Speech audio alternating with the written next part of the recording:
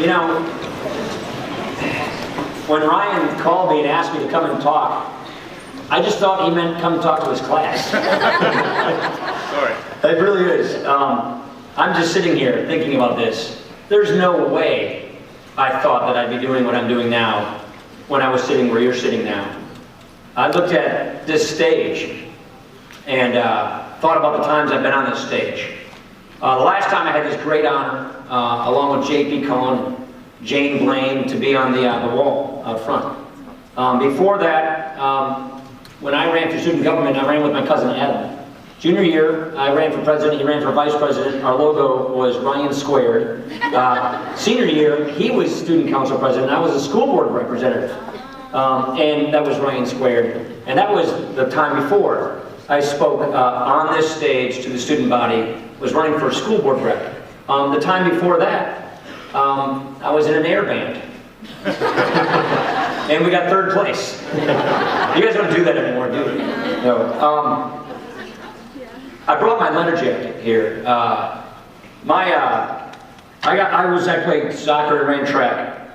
And when I got my letter, my brother Tobin, who's here in the audience, he'd already gone through Craig. And my mom did not want to pay for another letter jacket. So she took his letter off and his numbers off and stitched my number and my letter on. And so this is really my brother's letter jacket. He is the father to Mac and Murray Ryan.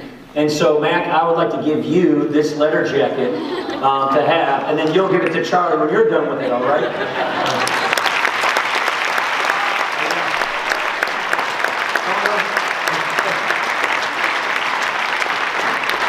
It was my hand-me-down, I'm turning it back. First I want to say thank you. Thank you for this. Thank you for this moment. And this school means a lot more to me than just where I went to high school. When I was at Craig, tough things happened. Right before my junior year started, just in spring training down in the bowl in soccer, my mom and she was out of town visiting my sister. My brother was working for the Janesville Park Service then. He was gone on his job. I was working at McDonald's, the one out by the Olive Garden there. And I worked the late shift the night before. I was going to sleep in, mow the lawn, and the phone rang, and it was my dad's secretary asking where he was. And I thought he was there at the office, and I went to find him, and he had died. And so when something like that happens to you, when you're 16 years old, an unexpected death like that in your family, Craig became more than just a high school to me that year when I came back as a junior. It became a family. The teachers, my fellow students, that's a tough thing to happen. And I can't tell you how much the encouragement and the help and just the friendships that I got here in this building at that time meant to me. My mom went back to school, got on a bus to go to Madison to get a new skill to start a small business. Our grandma moved in with us and she had Alzheimer's. So we had our challenges and we had our difficult things that we dealt with. But it was the friendships that I got here, the extracurricular activities, just the support network that this community right here in Craig, that was so critical to this young person at that time. And that's why I have such phenomenal memories of this school. It's more than a high school, it's really a family. I went on to college just like anybody else. And what I learned in college were different ideas. I didn't know what I wanted to do going into college, coming out of college. I got out of college and had to get a couple of jobs to pay off my loans. You don't know what student loans are yet, but you probably will pretty soon. Waited tables, worked at a gym so I could get a free membership, worked on Capitol Hill. Sooner or later, I learned that my calling that I saw for myself, where I could make a difference, was going to be in public service. I saw public service, helping other people, as a great vocation, as a calling. And so I moved back home. I also got kind of homesick.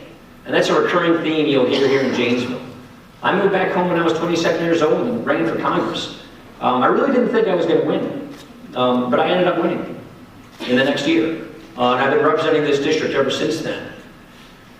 But I noticed something also about Janesville that I thought I want to share with you that I think is really something special. I went away in my 20s into a big city and went away for college and learned about different places, different people, different things. But then I kept having Janesville pull at me.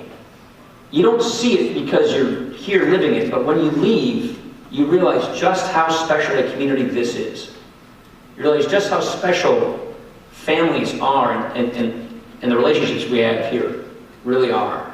I look at my own high school class, and I think of my friends who I still have to this day, who are good friends, who are in this community. Ryan's one of them. I think about my buddy Dave Levine, who we still do deer camp every year together. I think Tony and Nikki Ruiz. Tony Ruiz is a buddy of mine. We went to St. Mary's together, Marshall together, Craig together. We shared a locker in that hallway right there. He went off and learned how to be an airplane mechanic at Delta Airlines. He got homesick. Nikki, she was Nikki's Aunt Green, but she came back. And they now own most of the car washes in town. And they have a great business. I think about Tony and Jen Hummel. Tony Hummel is now coaching our kids how to play basketball. I think about Guy and Elizabeth Carlson. Guy got a great trade as a pipe fitter. Elizabeth works in the dental industry. They live 2 blocks from us. They're raising their kids here. They're having a great life. I think of Jim and Sarah Hodge. My dad took Nancy, what is your mom? Neinheis. No, Nancy Neinheis, what's her maiden name? No, your mom when she was... Oh, Conway. Conway, Nancy Conway. So Nancy Conway, which is Liza and Maddie's grandmother. Our dad and they dated, and she went to prom with my dad. And Mac, didn't you take Liza Hodge to homecoming? Should I have said that in publicly in front of you? Sorry. I think of my cousin Adam, who's working at our family earth moving business. I think of Will Sutherland. Went away for a number of years, flew helicopters in the Army. Now he's helping people prepare and save for retirement right downtown here in Janesville. I think of Andy Speth and Katie Speth. Some of the Speth kids are here. Andy and I met at Coach Suter and Morgan basketball camp. Those were the Craig and Parker coaches at the time in the 6th grade. He's been my chief of staff ever since I've been in Congress. I think of all these people I grew up with who may have gone away for some period of time and then came back to Janesville to raise families, to enjoy this community, who are leading, not just living, but leading great lives. And so, I just want to say thank you. I want to say thank you for my fellow classmates. I want to say thank you to this community. It's a great place to live, to raise families. When you leave, you don't know how good it is until you've gone. And so there are basically 4 takeaways that I would give you that I learned in my journey since leaving Craig High School. I always, when I got elected to Congress at a young age, I'd go around and ask the older people, what do you know now that you wish you knew when you started? I mean, that's the benefit of being able to talk to older people who are older and wiser, who have gone through some life experiences. What do you know that I ought to know so I can benefit from your wisdom? There's 4 things I would leave you with. Number 1, keep your friendships going. Keep these great friendships that you have right now, keep them going for the rest of your life, and when you get older, you will be so thankful that you've done that. Number 2, stay focused on who you are and what you want to be. I learned at a young age that in this country, if you apply yourself, if you focus, you can make a huge difference in people's lives. You can make a huge difference in whatever it is you want to do. That's what's great about freedom. So many people who are 15, 16, 17, and 18 in the rest of the world, they don't get to choose where they want to live and what they want to do with their lives. You do. It's a great gift. Don't lose sight of that. Stay focused on who you are. Number 3, be respectful of each other. We're in difficult times. We are living in a time where people have strong opinions. You could say it's a fairly polarized country. Base your thoughts, base your arguments on reason, on respect, not on emotion. It's so easy to get so opinionated about something, to feel so strongly about something. And someone may feel the exact opposite way that you do. They're not evil people, they're not bad people. They just think differently. So take a pause, be respectful. And what you'll find is if you use reason, if you use deep thinking, not just emotion, that you'll be able to persuade more people to your point of view. But more importantly, by being respectful of others, you might learn a thing or two.